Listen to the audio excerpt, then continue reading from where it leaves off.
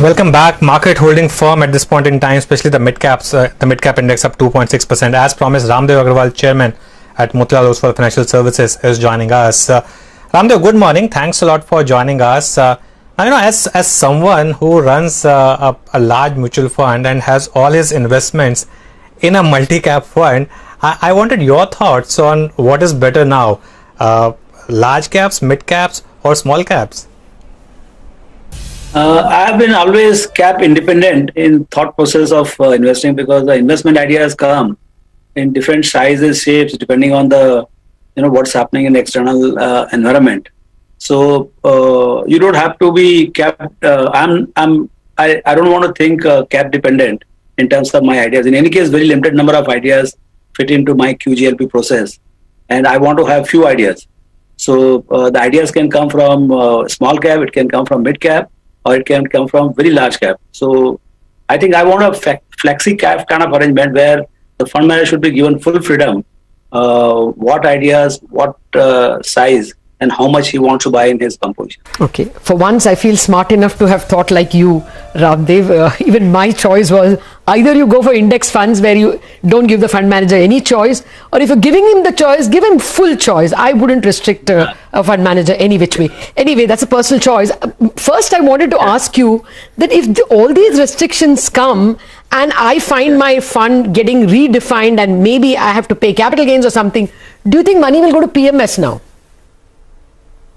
No, I think SEBI has been very quick in responding to the request of the industry, AMFI represented, and I think they came very quickly before even the markets opened.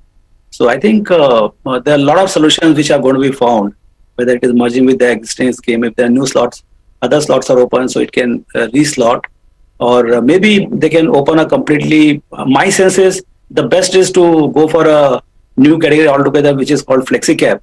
And because then what we are saying and you are saying would be completely accommodated, and they should not have the regulator should not have any problem in having a flexi cap category, and all these funds will be accommodated there. So and new ones can also be launched. So I think it will be a good development, and it will encourage the investors to get into this category. But I think there are enough options now after the clarification by the SEBI. Morning. Actually, we've been getting a lot of queries on this issue since the morning, and I wanted to just address one of them with you. Is there any need to worry if you have investments in large cap funds? Because now the whole focus will shift towards mid and small cap. So, a lot of people who have large cap funds are now panicking, saying that should we move to mid and small cap funds? What would your advice be? No, I don't think investing is about the caps. I can tell you this. We have bought in the largest possible mutual fund category, our F35. We have bought the smallest possible companies. So wherever we see return, one has to go. Let the fund manager exercise the due diligence of finding the next good idea. You can say that I want to be broadly with the large cap fund, or I want to be with the not so large cap funds. So there should be actually two categories: large and not so large, or small, mid and small. There should be two categories, and maybe you can have a choice of if you are very sure that mid and smalls are going to do better than large cap, then you can definitely opt for that. My sense is that you should not bother. In a flexi cap situation, what I'm saying is that let the fund manager sweat where he wants to put his money and give you the performance. So, and even the allocation is dependent on the market conditions. Today, because the economy is slowing down and the opportunities are very few, and consolidation is there even within the industries. So actually, large caps are doing better than the small caps. But as the economic growth comes to post-COVID, economic grows at 8%, 9%. Obviously, the growth will percolate down to the smaller caps and mid caps, and the fund manager himself will run from large cap to the mid and small. But that flexibility should be available. Yeah, I take your point. But this is more a mutual fund investor question, Ramdev. If I were in a multi-cap and that fund manager thinks exactly like you, saying I want to be cap agnostic, and he changes its name to flexi cap, will I have to pay any money? Is there a capital gains or any change of fund charges involved? Is no, that from possible? fund side, definitely there won't be any charges. I don't think so. Okay. I don't think. And because is that allowed that you change your name midway? There won't be any objections from SEBI? No, there is a small process of about a month or so. You apply to you give proper reasons for why you want to do it, and SEBI will be open to look at the merits of the case, and they will allow that change of the name, because it's only change of the name. No Nothing exit else. load for me. Underline.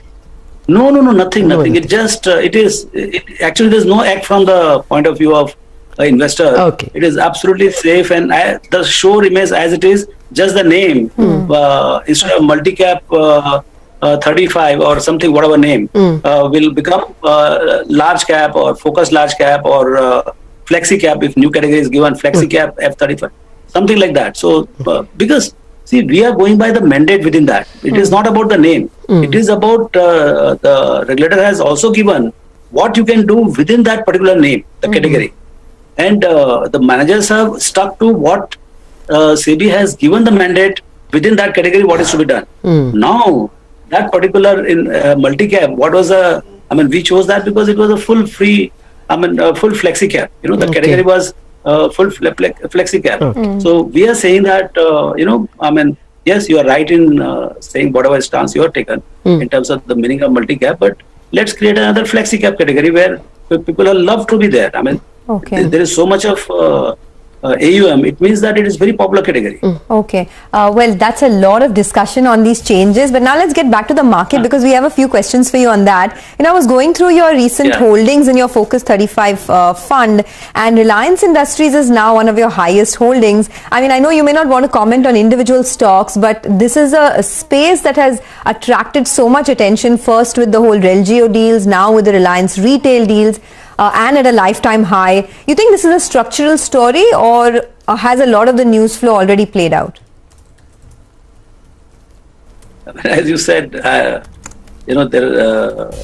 see, a lot is happening in the company. Apart from investors coming in, the change in the certainty coming in the telecom, the space is exploding. The entire post-COVID, this world is looking more tech and telecom oriented kind of world. So, it may not, in the short run, it may not play out, but longer run, if you see the telecom and tech, this combination is going to become big. And on top of it, the e-commerce. So when you have these three buckets playing out at one place, and it is accredited also by the global investors, I think you better take notice of it and stay there. Okay. Unfortunately, out of time, Ramdev. We normally never like to end a conversation with you, but the show has to end. Thank you so much for joining us with your thoughts this morning. We leave the market in a fairly healthy note, although there is a bit of profit taking in the